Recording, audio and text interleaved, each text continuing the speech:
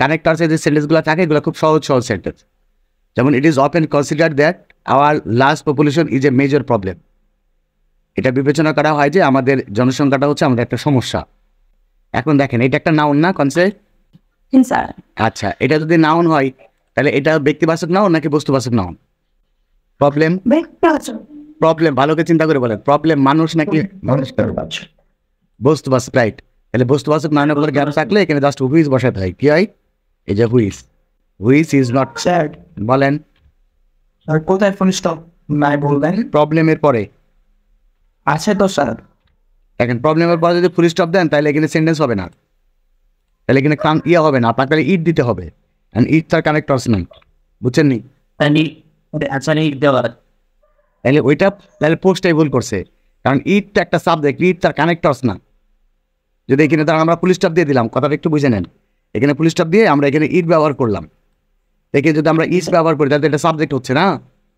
হ্যাঁ স্যার। তাহলে এইটা তার আগের সেন্টেন্সের সাথে কোনো কানেক্ট করতেছে না, এই কারণে আমি আপনাদেরকে এভাবে রেখে দিলাম, আপনারা বুঝে নিয়েন আর কি।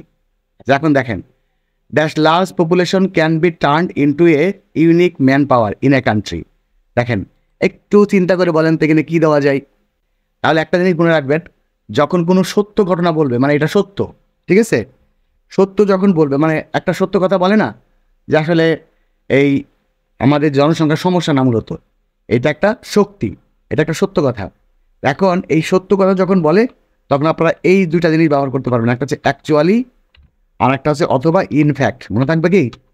একটু মনে রেখেন, অ্যাকচুয়ালি অথবা ইনফ্যাক্ট যখন কোনো সত্য ঘটনাকে মূল্যায়ন করবেন যে হ্যাঁ ঘটনাটা সঠিক। এবার আসেন, এবার হচ্ছে dash China can be cited. দেখ এইটা একটা উদাহরণ না? দেখেন আপনার চায়নাতে কিন্তু অনেক জনসংখ্যা, তো চায়নার জনসংখ্যা কি চায়নার জন্য মানে কি সমস্যা? বলেন, বাংলাদেশের জনসংখ্যা বাংলাদেশের জন্য একটা সমস্যা, বাট চায়নাতে তো অনেক জনসংখ্যা, চায়নার জনসংখ্যা কিন্তু চায়নার জন্য সমস্যা না। এটা হচ্ছে উদাহরণ। এটা কি?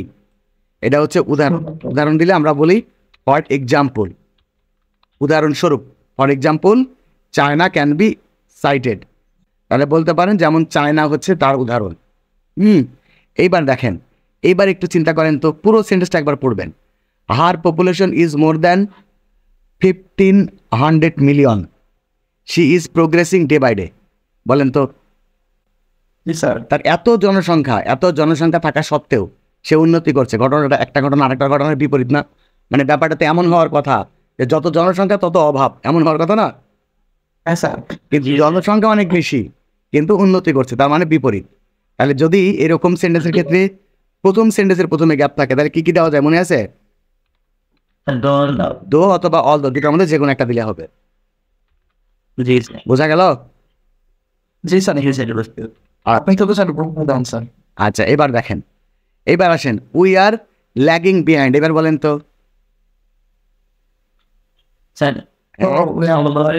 না না, ভালো কিছু চিন্তা করে বলেন। এটা হলে কথা। দেখেন চায়নাতে এত জনসংখ্যা হওয়া সত্ত্বেও তারা উন্নতি করছে, কি করছি আমরা? দিন দিন পেছনেই পড়ে যাচ্ছি। উই আর ল্যাগিং বিহাইন্ড, আমরা পিছনেই পড়ে যাচ্ছি। তাহলে ঘটনা বিপরীত না? ব্যাস, এখানে আপনি but, on the other hand, on the contrary, এই তিনটায় ব্যবহার করতে পারবেন। বাট ব্যবহার করলাম, সংক্ষেপ হয়ে গেল। আপনি চাইলে অন দি আদার হ্যান্ডও ব্যবহার করতে পারবেন। বোঝা গেল কিনা ব্যাপারটা? কানেক্টার্স কিন্তু কঠিন না, দেখবেন একই কানেক্টার্স বারবার ঘুরে ফিরে ওই একগুলাই, পরেরটা দেখেন বুঝতে পারবেন।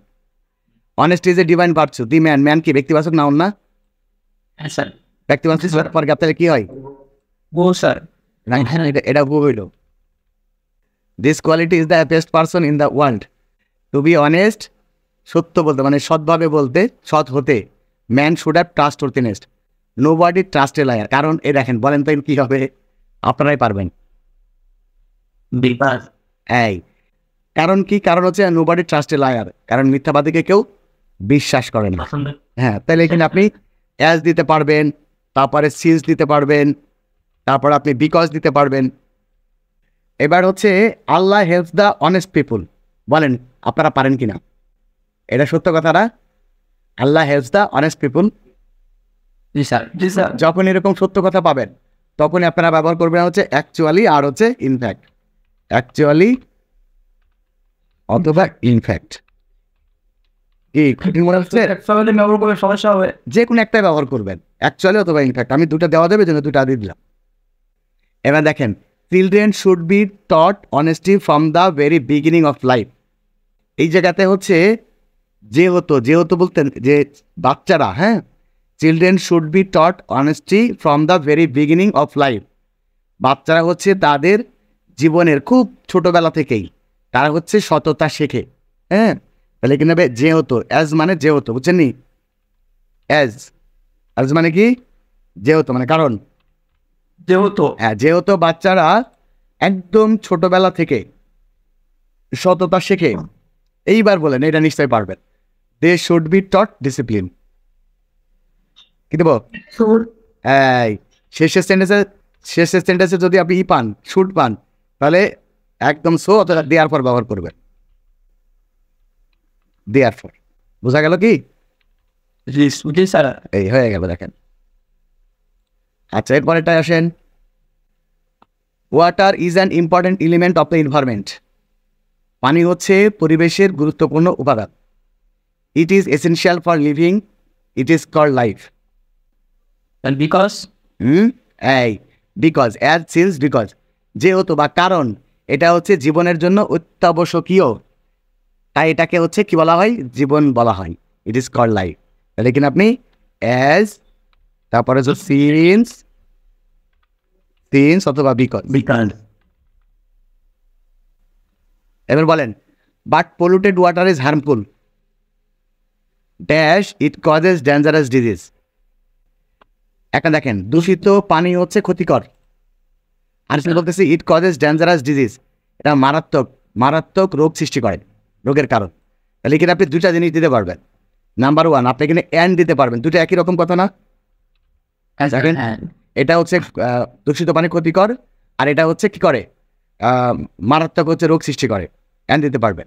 আবার এই যে আরেকটা জিনিস দিলে ভালো হয়, সেটা হচ্ছে পলিউটেড ওয়াটার ইজ হার্মফুল, দূষিত পানি হচ্ছে ক্ষতিকর।